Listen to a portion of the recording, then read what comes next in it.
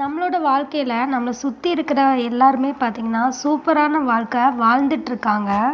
And ரொம்ப ரொம்ப நிம்மதியான ஒரு வாழ்க்கையை வாழ்ந்துட்டுருக்காங்க.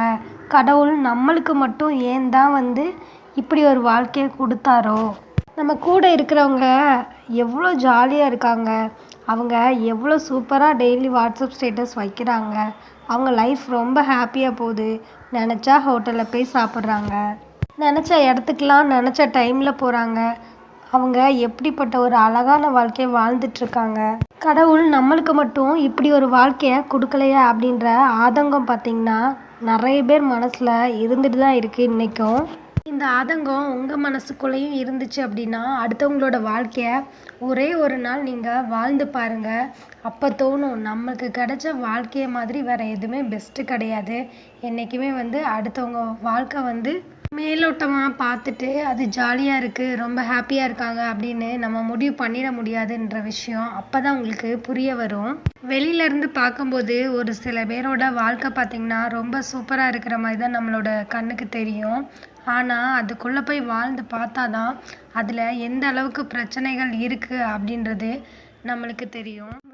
வெளிவர முடியாத சிக்கல்கள் கூட பல பேர் லைஃப்பில் இருந்துட்டு தான் இருக்குது.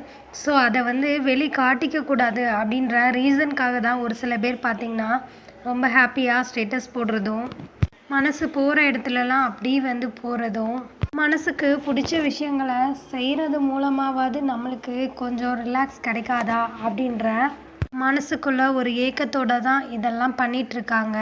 ஸோ இதை நிறைய பேர் தப்பாக தான் புரிஞ்சிட்ருக்கோம். அதே மாதிரி அவங்கெல்லாம் பார்த்திங்கன்னா மற்றவங்க முன்னாடி நம்மளோட கஷ்டத்தை காட்டிக்கக்கூடாது அப்படின்னு நினைக்கிறவங்களா தான் இருப்பாங்க.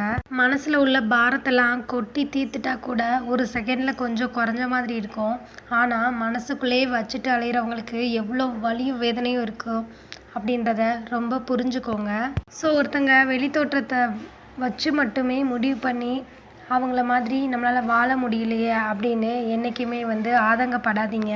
எல்லாருக்குமே அவங்கவுங்களுக்கு கிடைச்ச அவங்கவுங்க வாழ்க்கை தான் பெரிய வரப்பிரசாதம் அப்படின்றத புரிஞ்சு நடந்துக்கோங்க.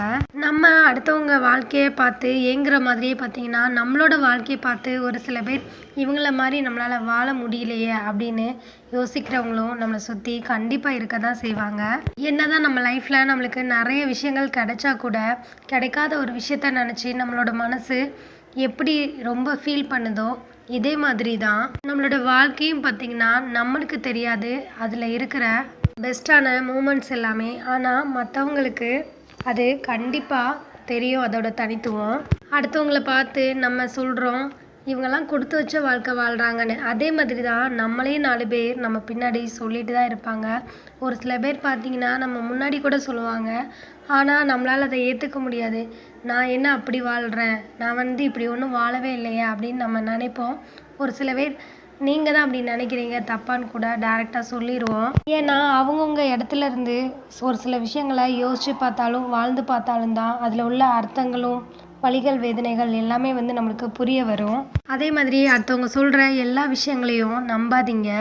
எல்லாருமே பார்த்திங்கன்னா அவங்கவுங்க இடத்துல இருந்து யோசிக்கும் போது ஒரு சில விஷயங்கள் கரெக்டாக தான் அவங்களோட கண்ணுக்கு தெரியும். ஆனால் நம்ம கரண்ட் சுச்சுவேஷனில் நம்ம எப்படி இருக்கோம் அப்படின்ற விஷயம் நம்மளுக்கு மட்டும்தான் தெரியும். ஈஸியாக யாரும் யாரோட வாழ்க்கையும் எப்போவுமே முடிவே பண்ணிட முடியாது அப்படின்றத புரிஞ்சு நடந்துக்கோங்க. எல்லாத்தையுமே சாதாரணமாக எடுத்துக்கிற பக்குவம் நம்மளுக்கு வந்துருச்சு அப்படின்னா எல்லா விஷயமுமே நம்மளுக்கு ரொம்ப சாதாரணம்தான்.